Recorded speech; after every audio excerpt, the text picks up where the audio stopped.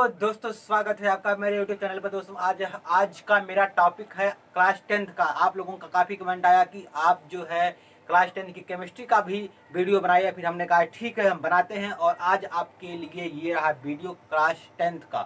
Class 10th chemistry का video है chemistry के लिए। और हमारा टॉपिक है, पहला ही टॉपिक है हमारा, केमिकल रिएक्शन एंड इक्वेशन। इसकी हिंदी होती है रासायनिक अभिक्रिया एवं समीकरण।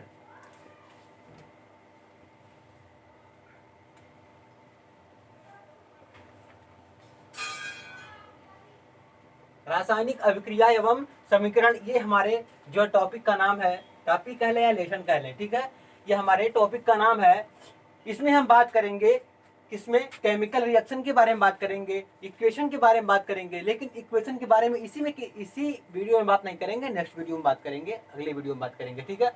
तो रासायनिक अभिक्रिया एवं समीकरण में अभी हम देखेंगे कि आखिर रासायनिक अभिक्रिया क्या होती है, रासायनिक अभिक्रिया होती कहाँ से है, स्टार्ट कहाँ से होती है। अगर मान लीजिए रासायनिक अभिक्रिया, हम कैसे जानेंगे कि रासायनिक अभिक्रिया होगी, हम सब कुछ इस वीडियो में जानेंगे। हम पहचानेंगे कि किस लिए ये रासायनिक अभिक्रिया हो रही है या नहीं हो रही है। तब तक यदि हमारा वीडियो सब्सक्राइब नहीं किए हैं हमारा यूट्यूब चैनल, तो सब्सक्राइब कर लीजिए, क्योंकि हम ऐसे वीडियो बना के डालते रहते हैं, आपके लिए काफ़ी हेल्पफुल होगा। आइए देखते हैं।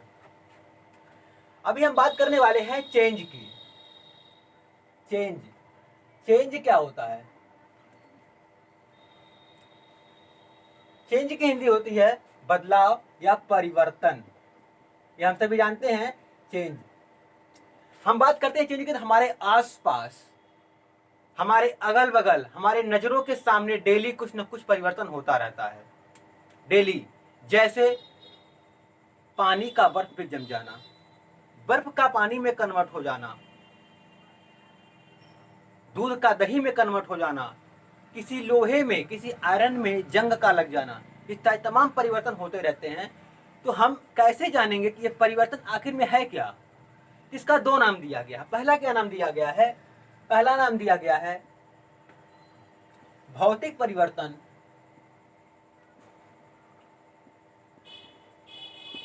इसको बोलते हैं फिजिकल चेंज।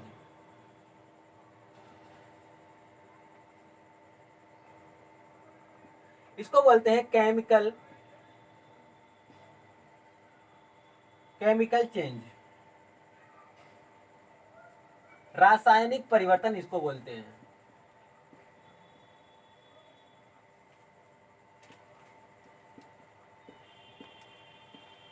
यानी हमने क्या सीखा कि चेंज, हमारे जो लाइफ में जो भी चीजें चेंज हो रही हैं, बदल रही हैं, वो दो प्रकार से हो रही हैं, भौतिक परिवर्तन और रासायनिक परिवर्तन, physical change and chemical change, ठीक है। फिजिकल चेंज कौन कौन से हैं, भौतिक परिवर्तन कौन कौन से हैं? ऐसा चेंज जिसमें केवल पदार्थ की अवस्था आकार में चेंज हो जाता है, ठीक है, अवस्था आकार में चेंज हो जाता है, उसको क्या कहते हैं? भौतिक परिवर्तन कहते हैं। जैसे जैसे पानी का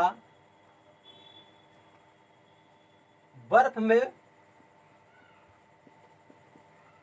परिवर्तित हो जाना,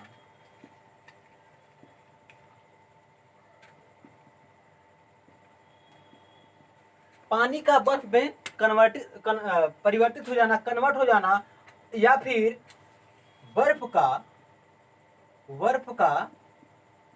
पानी में कन्वर्ट हो जाना,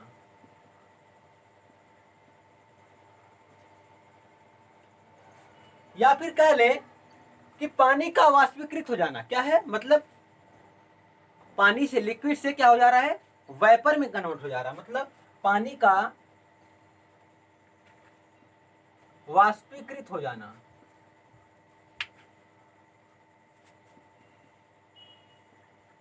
पानी का वाष्पीकृत हो जाना, ये ऐसे चेंजेज हैं जो फिजिकल चेंज के अंदर आते हैं, अर्थात भौतिक परिवर्तन के अंदर आते हैं। जैसे पानी का बर्फ में कन्वर्ट हो जाना, change the water into ice, change the ice into water.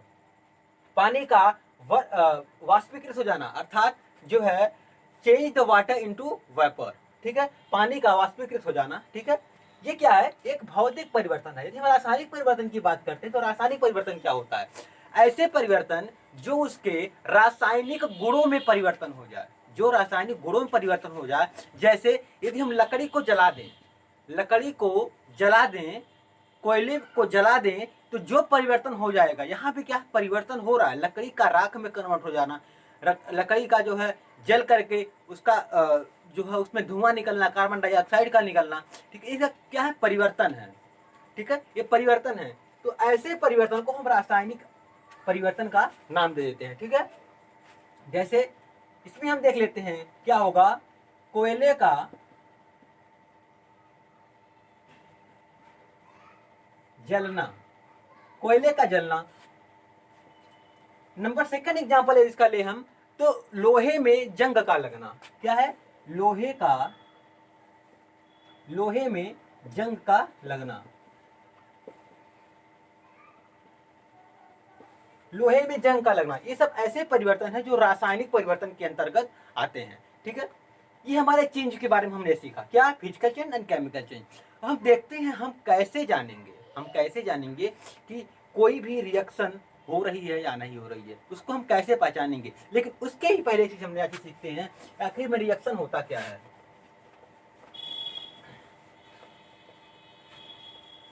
हम देखते हैं रिएक्शन यानी अभिक्रिया, अभिक्रिया के बारे में हम सीखते हैं। तो अभिक्रिया में दो चीजें हिस्सा लेती हैं, क्या, रिएक्टेंट जो एक ऐसा पदार्थ जो किसी दूसरे अवस्था में बदल जाता है, जो अभिक्रिया होने से पहले और अभिक्रिया होने के बाद, ठीक है। जो अभिक्रिया, मान लीजिए यहां पर क्या है, H2O बन रहा है, ठीक है, हाइड्रोजन से और वाटर से, ठीक है, हाइड्रोजन से और वाटर से क्या हो रहा है, अभिक्रिया ये वाटर बन रहा है अभिक्रिया के द्वारा, ठीक है। लेकिन क्या इसमें किसको क्या कहेंगे, इसको बोलते हैं रिएक्टेंट, इसको रिएक्टेंट बोलते हैं और इसको प्रोडक्ट बोलते हैं। अर्थात ऐसे पदार्थ, ऐसे सब्सटेंस जो रिएक्शन में भाग लेते हैं उन्हें रिएक्टेंट कहते हैं, और जो कन्वर्ट होकर रिएक्शन के बाद जो बन जाते हैं उन्हें क्या कहते हैं, प्रोडक्ट या उत्पाद कहते हैं। क्या कहते हैं, उत्पाद, ठीक है, इन्हें उत्पाद कहते हैं, प्रोडक्ट या उत्पाद कहते हैं। और रिएक्शन के उत्पाद के पहले जो केमिकल, जो सब्सटेंस, जो पदार्थ रिएक्शन में भाग लेता है उसे क्या कहते हैं, रिएक्टेंट कहते हैं, ठीक है। ये हो गया, ये हमारी रासायनिक अभिक्रिया हो गई, ठीक है। अब हम देखते हैं हम कैसे पहचानेंगे कि कोई भी रिएक्शन हो रही है या नहीं हो रही है। उसके कुछ पहचानने के यहाँ पर कुछ गुणधर्म है जिनकी वजह से हम जब पहचान जाएंगे कि इसमें रिएक्शन हो रही है या नहीं हो रही है। आइए देखते हैं क्या है।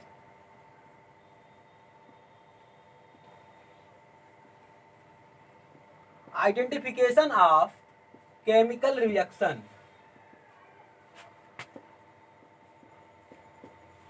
थोड़ा इसको हम ब्रॉड में समझेंगे, ठीक है। आइडेंटिफिकेशन ऑफ केमिकल रिएक्शन, इसको बोलते हैं रासायनिक अभिक्रिया की पहचान।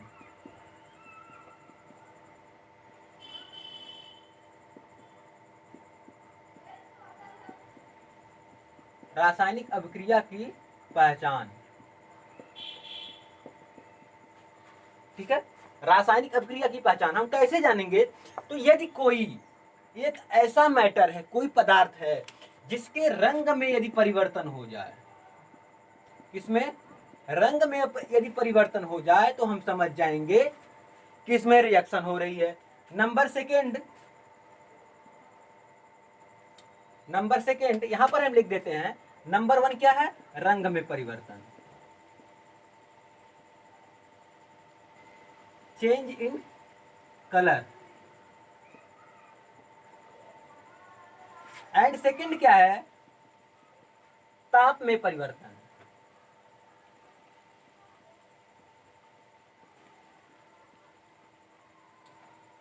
Change in temperature. एंड तीसरा क्या है, अवस्था में परिवर्तन, अवस्था में परिवर्तन। Change in state. And number चौथा क्या है? नंबर चौथा क्या है? अवक्षेप का बनना।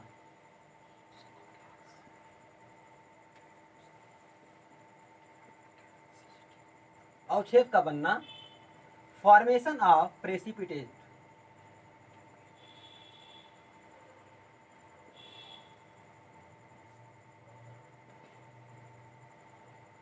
ठीक है, ये ऐसे गुणधर्म हैं जिनसे हम जान जाएंगे, हमें पता लग जाएगा कि किसी भी पदार्थ में रिएक्शन हो रहा है या नहीं हो रहा है, हम समझ जाएंगे। ठीक है, आइए देखते हैं पहला क्या है, रंग में परिवर्तन, चेंज इन कलर।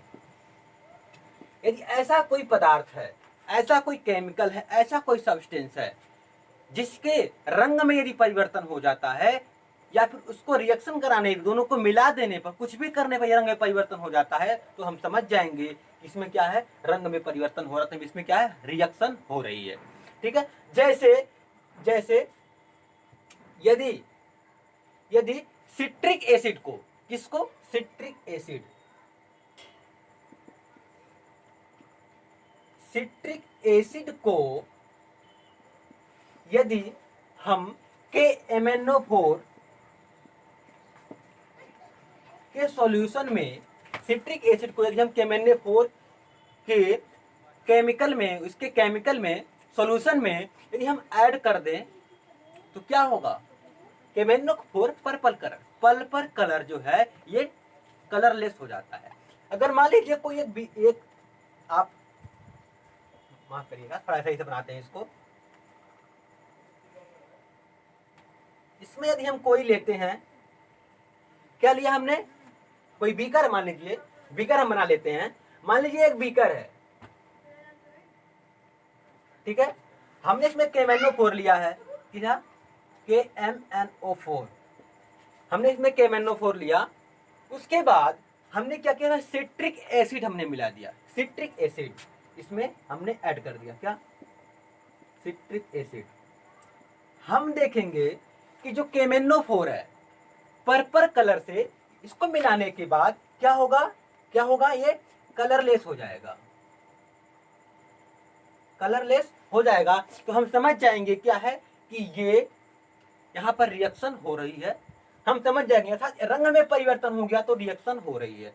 ठीक है, क्या है, सिट्रिक एसिड को KMnO4 में, ये क्या है, पोटेशियम परमैंगनेट है, ठीक है, इसमें मिलाने पर ये कलरलेस हो जा रहा है, तो हम समझ जाएंगे क्या है कि इसमें रिएक्शन हो रही है, अभिक्रिया हो रही है। ठीक है, ये पहला एग्जांपल है, आप लिख सकते हैं। ठीक है, आइए देखते हैं सेकंड। सेकंड क्या है, सेकंड देखते हैं क्या है। सेकंड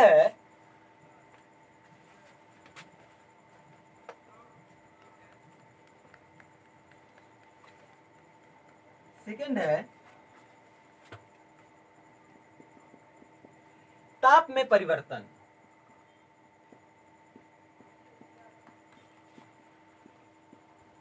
ताप में परिवर्तन, change in temperature, change in temperature, ताप में परिवर्तन यदि हो रहा है, यदि कोई एक ऐसा रिएक्शन है,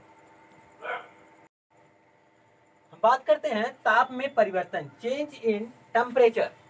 अब यहाँ पे क्या है, एक ऐसा, अगर हम एग्जाम्पल लेते हैं, क्या है, CaO, यदि हम चूना में, यदि मान लीजिए एक बीकर लेते हैं, ऐसा बीकर लेते हैं जो स्ट्रांग हो, वीक ना हो, जो ब्रेक ना हो, टूटे ना। एक मान लीजिए बीकर है, हमने एक बीकर लिया, बीकर में हमने क्या लिया, चूना। यदि इसमें हम वाटर ऐड करते हैं, यदि इसमें हम पानी को ऐड करते हैं, तो क्या होगा, ये मान लीजिए पानी, ये मान लीजिए इसके पहले क्या है, बीकर, चूना डला हुआ है, इसमें यदि हम पानी ऐड करते हैं तो क्या होगा, इसका जो टेम्परेचर है, इसका टेम्परेचर जो है चेंज हो जाता है।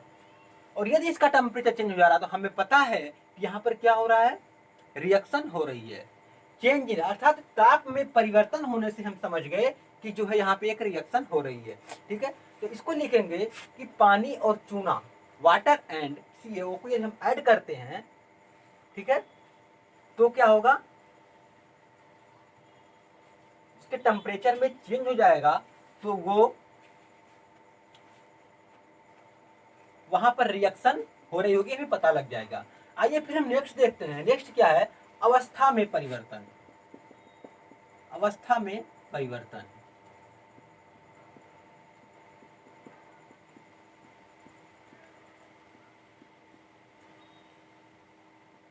चेंज इन स्टेट,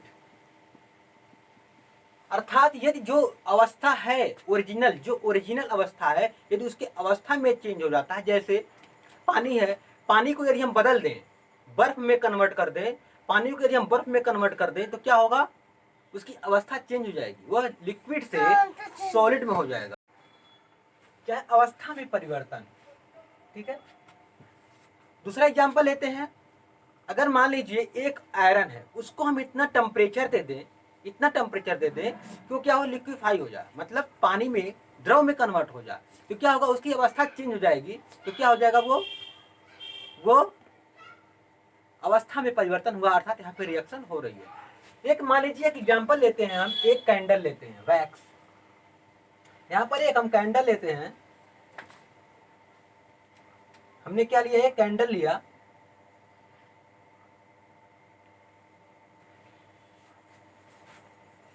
ठीक है। ये कैंडल है एक वैक्स, ये कैंडल है एक, इसको हमने जलाया। जब यहाँ पर हमने जलाया, जलाने के पहले क्या था, सॉलिड स्टेट में था।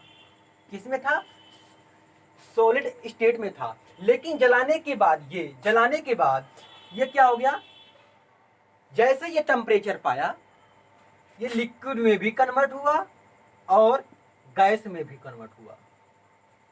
ये मेल्ट हो गया, वैक्स मेल्ट हो गया, तो क्या हो गया, लिक्विफाई हो गया, और जैसे ही लिक्विड और जला, तो क्या हो गया, गैस में कन्वर्ट हो गया। तो यहाँ पे क्या अवस्था चेंज हो गई, सॉलिड मतलब ठोस अवस्था से द्रव अवस्था, और द्रव अवस्था से गैस अवस्था, तीनों अवस्था हो गई।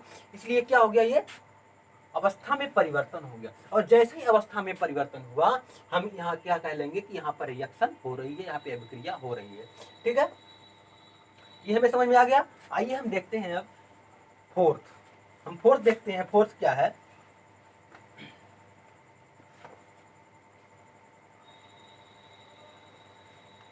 अवक्षेप का बनना।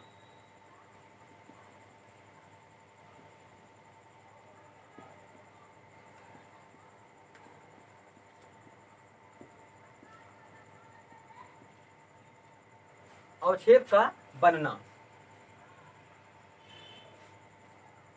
Formation of precipitate.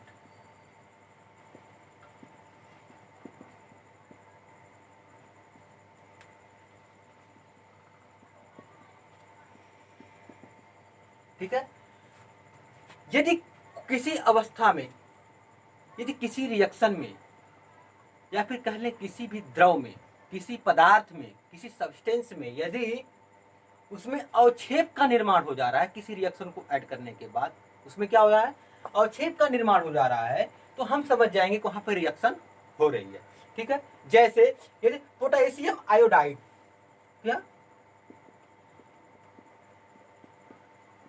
Potassium iodide को यदि हम रिएक्शन करवाते हैं, किससे, लेड नाइट्रेट से, लेड नाइट्रेट, क्या है, पोटेशियम आयोडाइड,